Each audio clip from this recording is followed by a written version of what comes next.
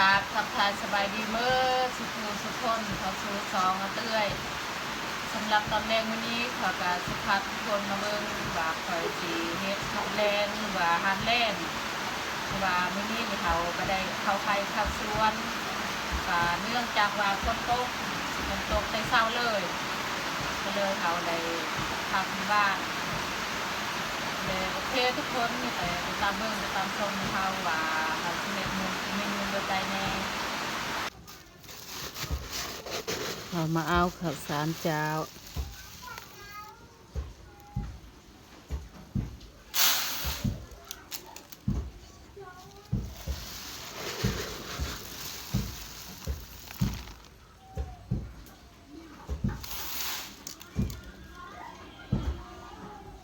เอาข้าวนี่2 จอกครึ่ง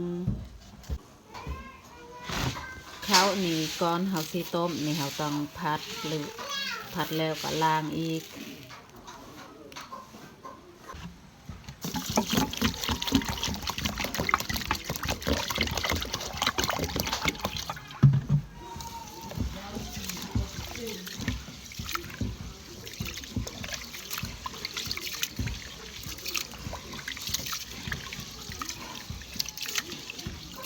ทุกครั้งเขาต้มข้าวนี่เขาล้าง2 เทื่อ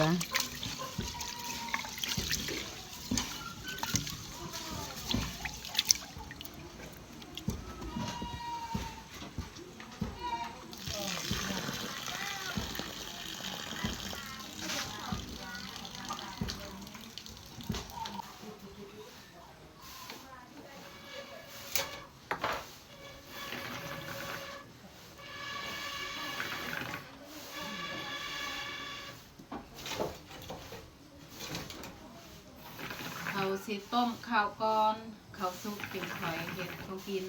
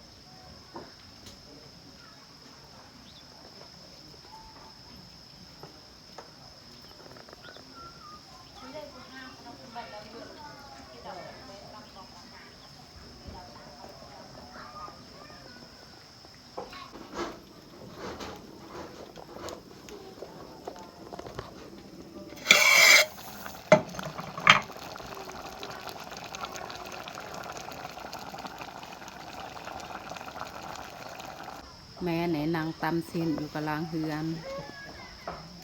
แต่แม่ตำกับไก่ซื้อแล้วอีก4-5 วันก็แล้ว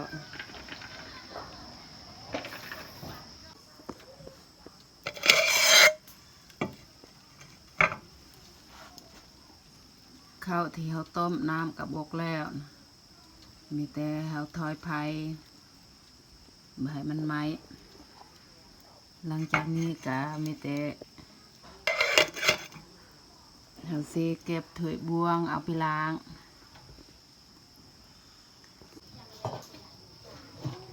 ถ้วยบวงก็เอาไว้ในหม้อแล้วมีแต่เอาไปล้าง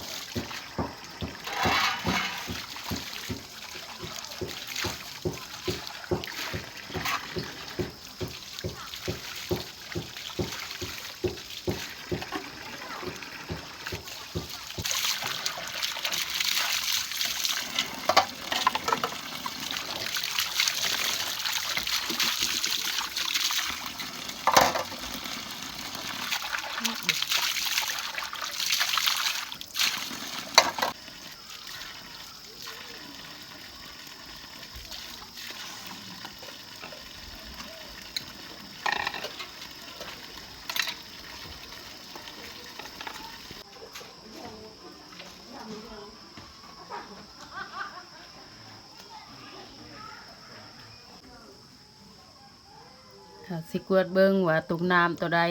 บ่มีน้ำเนี่ยเขาเอาไปตักตัวนี้เนี่ยยังเต็มอยู่ตัวนี้เนี่ยบ่มีน้ำ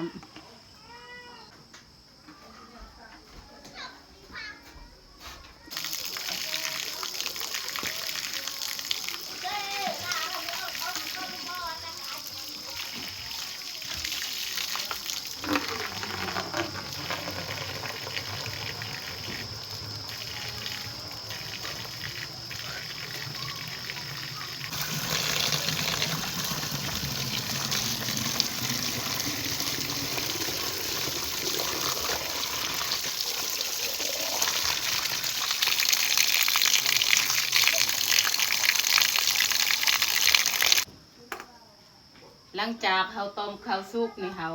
ดังไฟตอนเขาสีเฮ็ดของกิน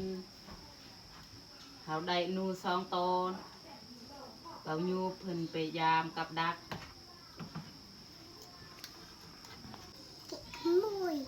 ตัวนู2 ตนนี่เขาจะปิ้งเอาเขาไม่ได้ต้มตัวหนูเอาเบิดละตัวหนู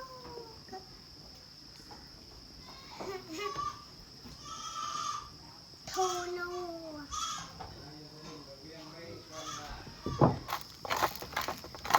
ต้องคอยเต็มปันเลยอันนี้หนักพันละพันเกินเอ็ดหนักพันละพันเกินเอ็ดเป็ดกินข้าว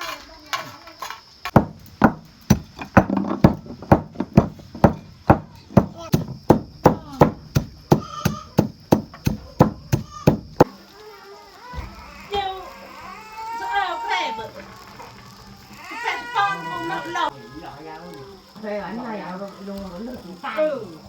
lâu ăn trụng trụng chọc nước tăng người chọc anh này pa một tay ta con lù pa con lù chọc chọc ในขณะที่เขาปิ้งนู่นเขาจะซอยไว้ผักหอมก่อน น้อยจัง là ăn được น้อย ở đây là ba chứ anh nhà lại chưa được hạt anh lại nhìn ấy lại này tung và dạ thôi dạ đâu anh làm bằng tàu ngay đại đây đâu tàu này tàu này này lăn đi dây anh lại nào tàu bằng tàu này aku tengok dah. Baiklah ini dulu. Cái bút tầm anh đi tao tặng tặng của đồng cái lần trong mùi màu như này bông lấy máu cứ tiền tầm ngày nha mình chả mít cái xe ra của cô đơn anh ơi anh ấy chẳng ai vào lòng lọc lên cái đôi đây cái tơ ra cái đây เจอเข้ามาแล้วไปกับจังสา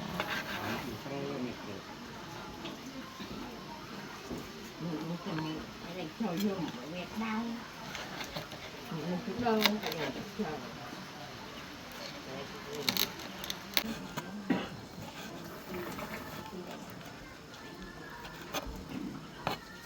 cho nó vậy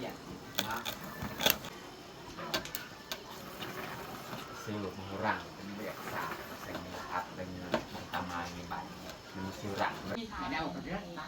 เขาพักซีนนูก็เรียบร้อยนะซีนของมันก็ได้แต่เท่านี้แหละเพราะว่ากระดูกในเขาบ่ได้พัก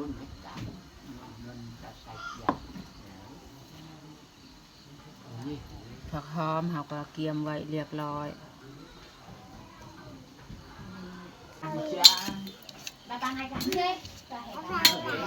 เกลือเป็นนัวนี่พอดีแล้วเนาะมีแต่เขาจะเอาเครื่องปรุงของเขามาใส่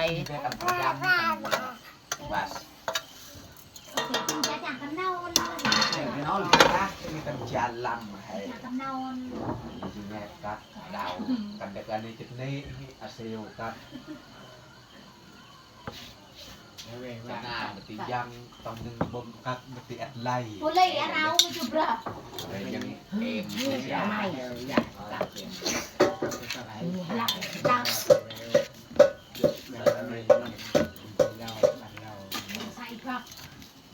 หดเดี๋ยวเบา Đặt ở đây cũng được.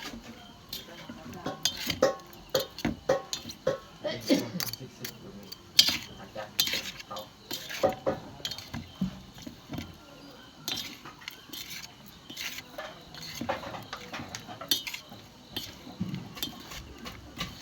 nói là bây giờ ba lê xe đi ra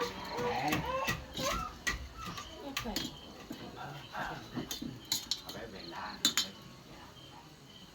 แล้วด่าผมมาเรื่องมันเลยเขียนด่าใส่ ดึงดึงดึงดึงดึงดึงใหญ่โครงการรังไรทำวิชา เราตักใต้ประกาศ เต็ม เราเอาหนายึดเราจัง นี่อาจารย์มีปั้งยันอ่ะ อันนี้เหมือนเฮาแบ่งให้พี่น้อง นี่เขาสีเห็ดอาหารเขาคงปอกเรียบร้อยลี่ลี่แกงเห็ดใส่ยอดมะกรูดโอ้ย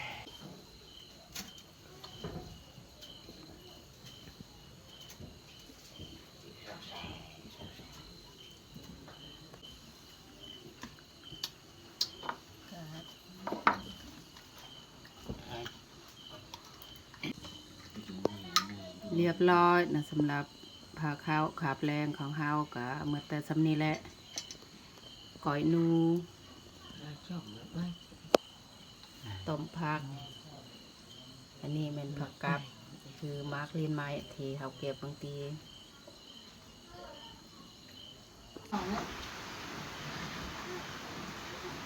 ตอนนี้พวกเขาทุกคนก็ได้มานั่งรวมทานเนาะกินข้าวแรงเดี๋ยวแต่ทางสิลงมือกินข้าวมาพี่น้องมากินข้าวแรงร่วมกัน มาแสบน้ำกัน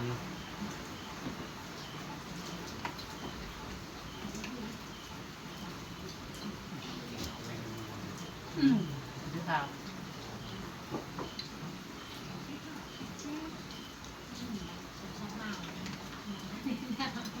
ตกมันตกมัน Đẹp không?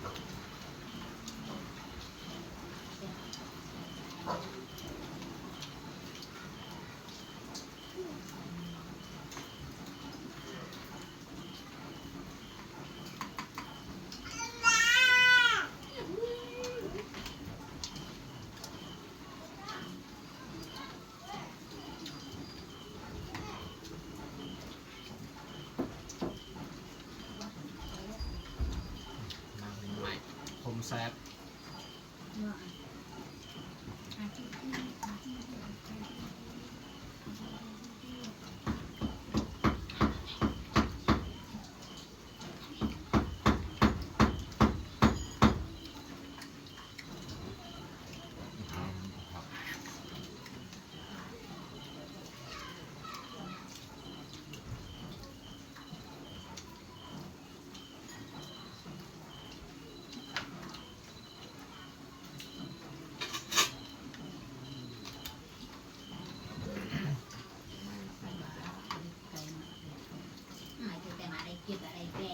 ก็หลังขันห้า จ่ายเฮ้ยป้าตา